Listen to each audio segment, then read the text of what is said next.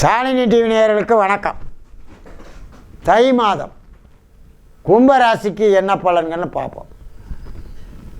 கும்பராசிக்கு பாருங்கள், கடந்த மார்கழி மாதத்தில் 10ஆம் இடத்துல செவ்வாய் வேற பார்த்து, செவ்வாய் ஜென்ம சனி தனது 10ஆம் பார்வையாகவும் பார்த்து கர்மாவின் பயனால் உத்தியோகம், தொழில் வகை சங்கடம், மேலும் 2இல் ராகு இருந்து குடும்பத்தில் குழப்பம், சாபம், கணவன் மனைவி பிரிவினை, சங்கடம், குழந்தை வகையில் இன்னல்கள், இந்த மாதிரி மார்கழி மாதத்தில் படாத பாடு படுத்திட்டார்.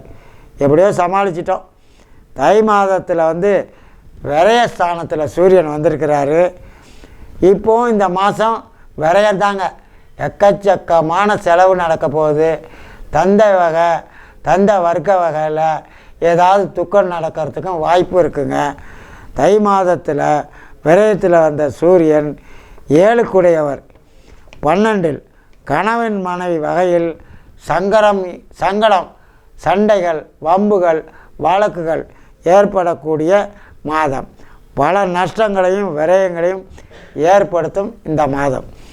ஆனால் குரு பார்வை இருக்குது. செவ்வாய் நீசபங்கம் உள்ளதாலும் மன, வீடு, வாகனம் இந்த வகையில் விற்க வாங்க இது மாதிரி பல இன்னல்களை கொடுத்து நமது கவலைக்கு விடிமோச்சம் கிடைக்கும் இந்த தை மாதத்தில்.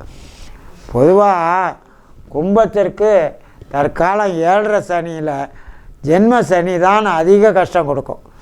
பொதுவாக 6/3/2026 வரைக்கும் நம்மளை கெடுக்குங்க. உஷாராக நடந்துக்குங்க. மேலும் 2இல் வேறு ராகு இருக்கிறாரு. ராகு வம்பு, வழக்கு, கோர்ட்டு, போலீஸுன்னு நம்மளை போட்டு பேச்சால் இழுத்து விட்ருங்க. நிதானமாக பேசணுங்க. நிதானம்தான் வாழ்க்கையில் எச்சரிக்கை தேவை. 4இல் வேறு குரு சொத்து, வாகன வகையில் பல இழப்புகளை தந்தாலும் இறுதியில் நீண்ட நாட்களாக இருந்து வந்த பிரச்சனைகள் தீர்க்கும். 4இல் உள்ள குரு தாய்க்கு மிகவும் உபாதை கொடுக்கும், அவங்களுக்கு நோய் கொடுக்கும், சங்கடம் கொடுக்கும். சங்கடமான மாதங்க. ஏன்னா 4இல் குரு இருக்கக்கூடாது. வனவாசம் போன கிரகம் இல்லைங்களா. ஆகையினால் நமக்கு பூர்வீகத்தை விட்டு எங்கேயாவது போயிடுவோம், நமக்கு சங்கடங்கள் அப்படி இருக்கும். ஜென்ம சனி 7.5 சனி ஆட்சி பெற்றதுனால ஏதோ வண்டி ஓடுதுங்க. இருந்தாலும் இந்த 4இல் இருக்கிற குருவும் 12இல் இருக்கிற சூரியனும் அதிகமாக நம்மளை சிரமப்படுத்த தான் செய்யும். தை மாதம் பரவாயில்லைங்க, குரு பார்வையால் தப்பிக்க வைக்கிறாரு. ஆனால் அடுத்த மாதம் பாருங்கள், மாசி மாதம் நம்ம மேலேயே சூரியனும் சனியும் புதனும் நம்ம மேலே வரப்போகிறாரு.